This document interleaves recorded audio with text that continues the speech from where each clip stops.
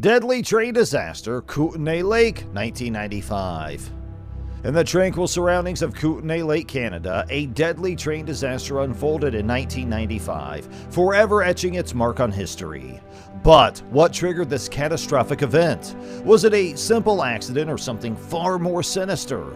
Join us as we delve into the chilling tale of the Kootenay Lake train disaster. Who were the unsuspecting passengers caught in its grip, and what secrets lay hidden beneath the wreckage?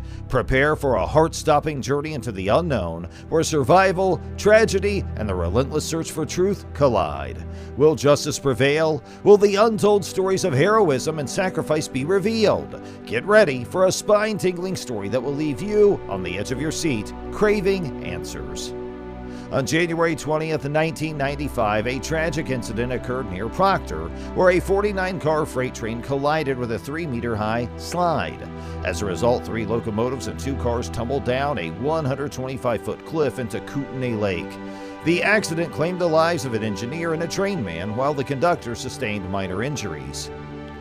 Dedicated divers worked diligently and successfully recovered the bodies of Sean Hogg from Cranbrook and Pete Whitehead from Kimberly from the lead locomotive. The impact of the collision caused approximately 28,000 liters of diesel fuel and a carload of lead sulfide to spill into the lake.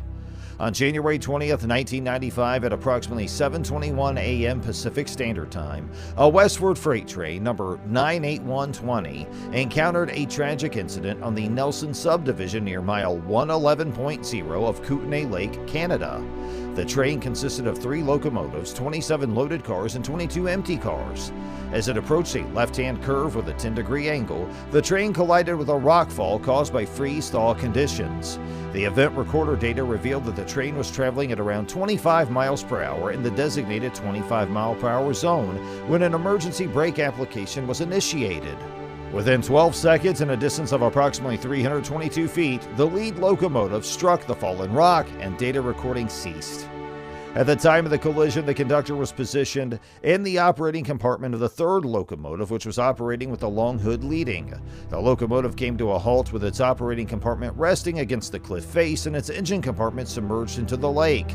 Unfortunately, the lead locomotive ended up resting at the lake bottom, submerged in 20 meters of water, with the locomotive engineer and trainman trapped in the operating compartment.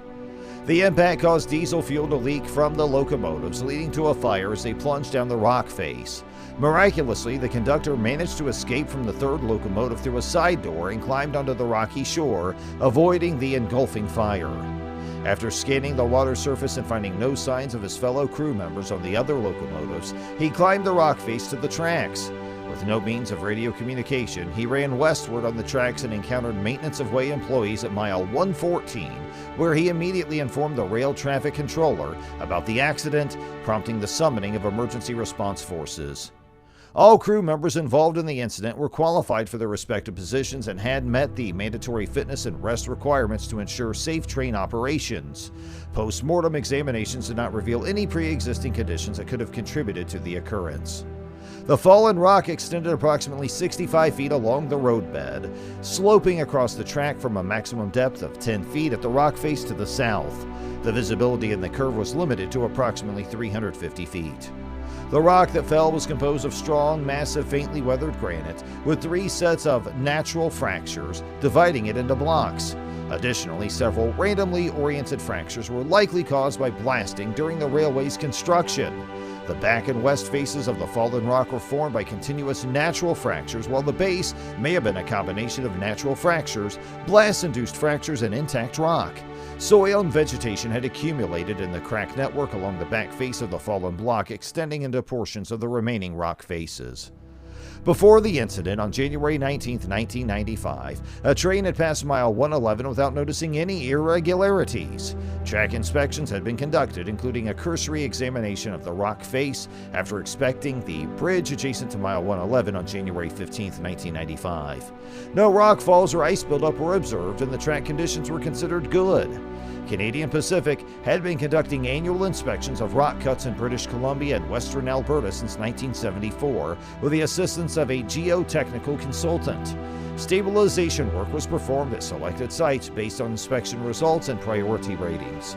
The rock cuts on the Nelson subdivision were inspected annually using a track vehicle, but no aerial inspections for rock slope stability had been carried out. The most recent inspection of the subdivision occurred in September 1994, during which the specific block of rock that caused the rock fall was not identified. The slope was assessed as having a moderate probability of failure, with small volumes of rock reaching the track. It was recommended in the inspection report that stabilization work should be scheduled along Kootenay Lake between miles 85 and 127 in 1996 or 1997. The report further suggested conducting more detailed inspections of the slopes in those sections to establish priorities for future stabilization efforts. The Nelson subdivision's rail traffic is controlled by the Occupancy Control System and supervised by a rail traffic controller located in Revelstoke, British Columbia. On this section of track, there are 2 trains operating daily, and there was no slide warning fence in place at the location of the incident. During the time of the derailment, the temperature was 3 degrees Celsius with calm winds and cloudy skies that resulted in limited visibility during the early morning dawn. From January 6 to January 10, 1995, temperatures had been below freezing, but they rose above freezing from January 10th until the derailment. Water was flowing down the fracture face, likely due to the recent freeze-thaw cycle. Following the derailment, Canadian Pacific conducted a helicopter inspection of the subdivision and identified several locations requiring follow-up inspections to monitor potential instabilities. As a result of the incident, CP Rail implemented a track patrol ahead of every train on the Nelson subdivision until the priority rock stabilization work could be completed. By October 10, 1995, CP Rail finished stabilization work at 5 priority locations between miles 99.5 and 112.5 on the Nelson subdivision, which had been identified in the September 1994 report as requiring stabilization within 1 to 2 years.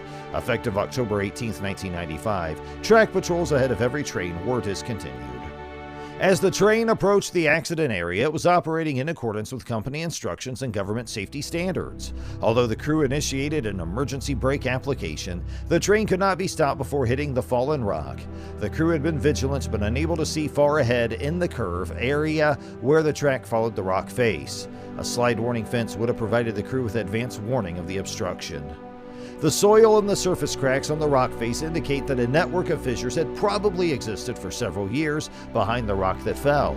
Over time, the network would have become more extensive due to forces exerted on it by the roots of trees and bushes, freeze-thaw cycles, and surface runoff.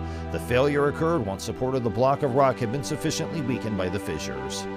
The crack pattern which precipitated the rock slide was not visible from the track level and would therefore not have been detected during inspections by high rail track vehicle. An aerial inspection could have provided a better indication of the instability